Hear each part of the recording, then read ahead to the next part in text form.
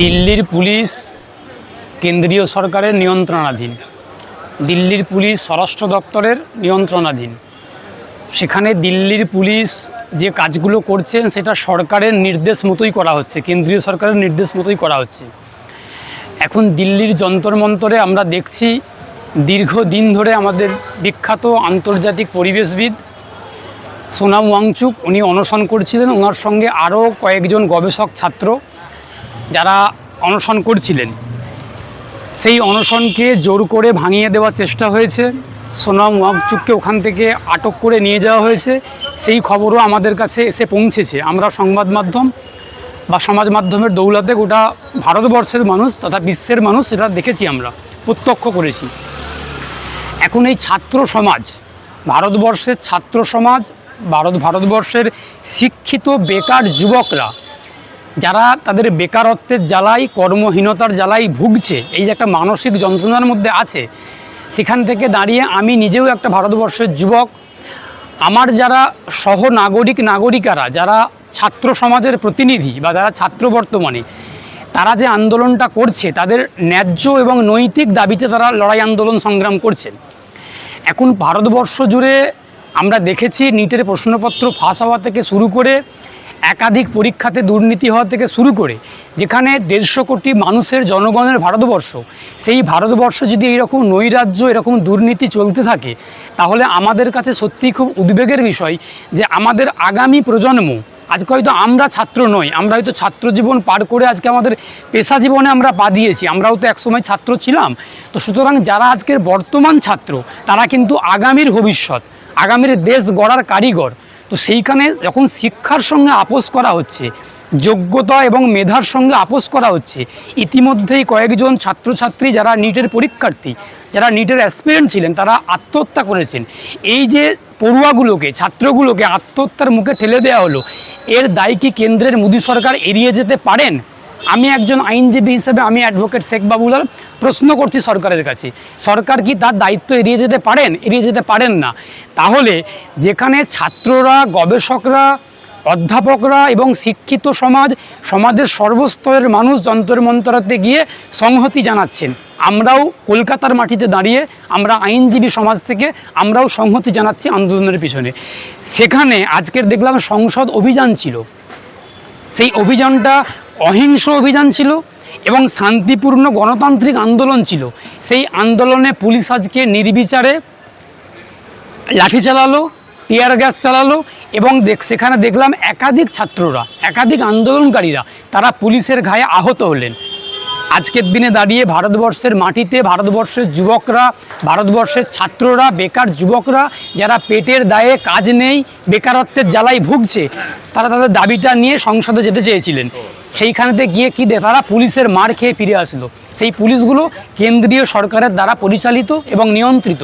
আমরা অত্যন্ত উদ্বিগ্ন। এই যে পুলিশের ঘায়ে যারা আহত হলেন, আমরা তাদের দ্রুত সুস্থতা কামনা করছি। আমি অ্যাডভোকেট শেখ বাবুলাল এই পুলিশি আক্রমণের বিরুদ্ধে নিন্দা করছি, ধিক্কার জানাচ্ছি এবং সমালোচনা করছি। মোদী সরকার কোথাও একটা বেকারদেরকে, ভারতবর্ষের ছাত্রদেরকে, যুবকদেরকে ভয় পাচ্ছেন। আসলে স্বৈরাচারী কায়দায়, ফ্যাসিবাদী কায়দাতে কেন্দ্রের মোদী সরকার চলছে। এই ফ্যাসিস্ট বিজেপির বিরুদ্ধে, স্বৈরাচারী বিজেপির বিরুদ্ধে ভারতবর্ষের শিক্ষিত সমাজ তারা জীবন দিয়ে, রক্ত দিয়ে গণতান্ত্রিকভাবে শান্তিপূর্ণ পথে লড়াই চালিয়ে যাচ্ছেন। সেই লড়াইকে আমি একজন ভারতবর্ষের নাগরিক হিসেবে, আমার নাগরিকারা, আমাদের ছাত্র সমাজ লড়াই করছেন, তাদের লড়াইয়ের প্রতি আমি অ্যাডভোকেট শেখ বাবুলাল পূর্ণ সম্মতি এবং পূর্ণ সংহতি জানাচ্ছি, সমর্থন করছি। আগামী দিনে পারলে শারীরিকভাবে ওই আন্দোলনে অংশগ্রহণ করব। যেহেতু বামপন্থীরা এই আন্দোলনকে সমর্থন করেছে, তারপরে দেখছি রিপাবলিক বাংলা প্রচার করছে যে এর সাথে চীনের যোগাযোগ আছে, বামপন্থীরা সাপোর্ট করছে। আসলে রিপাবলিক বাংলা একটা পুঁজিবাদীদের দ্বারা চালিত সংবাদ মাধ্যম। রিপাবলিক বাংলা কখনোই নিরপেক্ষ না। আমরা জানি সংবাদ জগতের, সংবাদ মাধ্যমের একটা ভূমিকা থাকে, গণতন্ত্রের চতুর্থ স্তম্ভ বলা হয়। সেইখানে দাঁড়িয়ে রিপাবলিক বাংলাকে সংবিধানের বা গণতন্ত্রের কোনো স্তম্ভই বলা চলে না। আসলে রিপাবলিক বাংলা পক্ষপাতিত্ব করেন, রিপাবলিক বাংলা পক্ষপাতমূলক ব্যবহার করেন এবং এক শ্রেণীর রাজনৈতিক প্রচার করার চেষ্টা করেন। সরাসরি বলতে গেলে রিপাবলিক বাংলা বিজেপির কেনা একটা সংবাদ মাধ্যম। সুতরাং তার কাছ থেকে এ ধরনের কথা, এ ধরনের বিবৃতি আমরা আশা করি। রিপাবলিক বাংলা সাংবাদিকদের কাছে, রিপাবলিক বাংলা চ্যানেলের যারা কর্মকর্তা রয়েছেন তাদের কাছে আমরা এটা আশা করি। তারা টাকাতে কেনা, তারা পুঁজিপতিদের এবং বিজেপির টাকাতে কেনা। আগামী দিনে যদি ঠিকঠাক তদন্ত হয়, যদি নিরপেক্ষ তদন্ত হয়, রিপাবলিক বাংলার অনেক ইতিহাস সামনে আসবে আগামী দিনে। এখনও সরকার শাসক আছে বলে কিছুই হয়তো হবে না।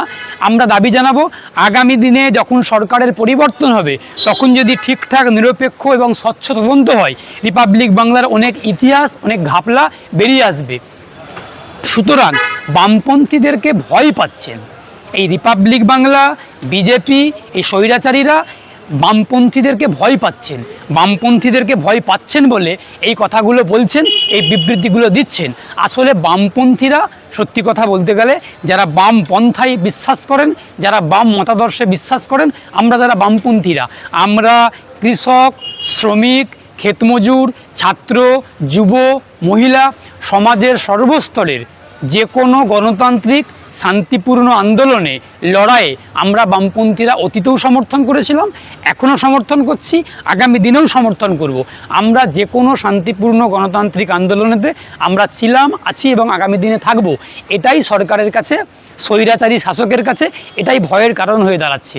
তার কারণ বামপন্থীরা সম্মতি জানাচ্ছে, বামপন্থীরা সংহতি জানাচ্ছে, মানে ওদের কপালে চিন্তার ভাঁজ দেখা দিয়েছে, যার জন্য এই রিপাবলিক বাংলাদের মতো এক শ্রেণীর সংবাদ মাধ্যমকে লেলিয়ে দেওয়ার চেষ্টা হচ্ছে। যতই আমাদেরকে চীনের দালাল বলা হোক না কেন, যতই বামপন্থীদেরকে দেশদ্রোহী বলা হোক না কেন, আমরা ভারতবর্ষকে বাঁচাতে, পশ্চিমবঙ্গকে বাঁচাতে, ভারতবর্ষের মাটিকে বাঁচাতে, ভারতবর্ষের অখণ্ডতা, ভারতবর্ষের সম্প্রীতি, সংবিধানকে বাঁচাতে আমরা জীবন দিয়ে, রক্ত দিয়ে বামপন্থীরা লড়াই করেছি। আমাদের ইতিহাস, ব্রিটিশদের জেলে আমাদের ইতিহাস লেখা আছে, আমরা লড়েছি, আমরা আগামী দিনেও লড়ব। কারণ আমরা মাস্টারদা সূর্য সেন, ক্ষুদিরাম বোস, বিনয় বাদল দীনেশ, মাতঙ্গিনী হাজরা, প্রীতিলতা ওয়াদ্দেদার, আশফাকুল্লাদের উত্তরসূরি, ওনারা আমাদের পূর্বসূরি। সুতরাং আমরা তাদের আদর্শকে পাথেয় করে সংবিধানের রীতিনীতি মেনে দেশের অখণ্ডতাকে বজায় রাখার জন্য, ভারতবর্ষের মাটিকে বাঁচানোর জন্য জীবন দিয়ে, রক্ত দিয়ে লড়াই সংগ্রাম করব। যতই আমাদেরকে লেলিয়ে দেওয়ার চেষ্টা করুক, যতই আমাদেরকে বিছিয়ে দেওয়ার চেষ্টা করুক, আমরা আমাদের রাস্তা অবলম্বন করে লড়াই চালিয়ে যাব স্বৈরাচারী বিজেপির বিরুদ্ধে, ফ্যাসিস্ট বিজেপির বিরুদ্ধে।